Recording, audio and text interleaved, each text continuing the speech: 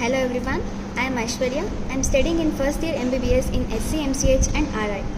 So today I am going to explain you the most important nerve in the body, that is the sciatic nerve.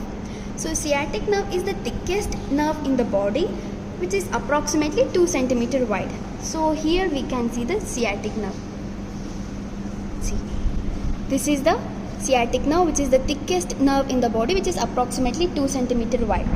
It arises from the lumbosacral plexus, from the anterior rami of lower two lumbar L4 and L5 and the upper three sacral nerves, that is S1, S2 and S3.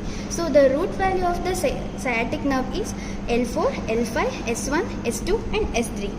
So this sciatic nerve has two parts. The tibial part is formed by the ventral divisions of the anterior primary rami of L4, L5, S1, S2 and S3, and the common peroneal part is formed by the dorsal divisions of the anterior primary rami of L4, L5, S1 and S2, not S3. So please remember that point.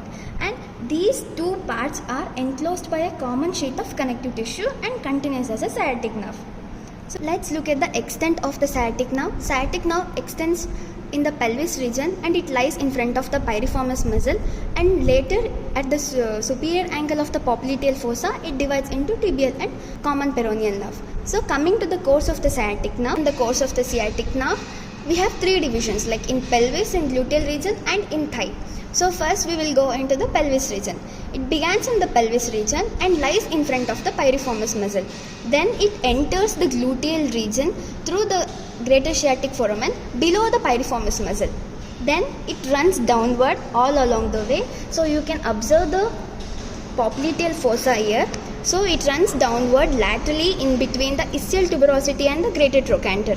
Then it enters the back of the thigh. You can see this part. This is the posterior compartment of the thigh. So it enters the back of the thigh at the lower border of the gluteus maximus and runs vertically downward behind the long head of biceps femoris. So we can see this one. It is a biceps femoris muscle, and here we have the long head of biceps femoris, and this is the short head of biceps femoris, and sciatic nerve runs behind the long head of biceps femoris all along the way.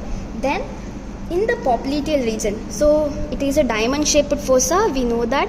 Here we can trace it, the diamond shaped popliteal fossa. In this popliteal fossa, usually at the superior angle, or approximately we can say at the upper 2/3 and the lower 1/3 part of the posterior compartment of the thigh, in that junction our sciatic nerve will divide into the tibial part and the common peroneal part.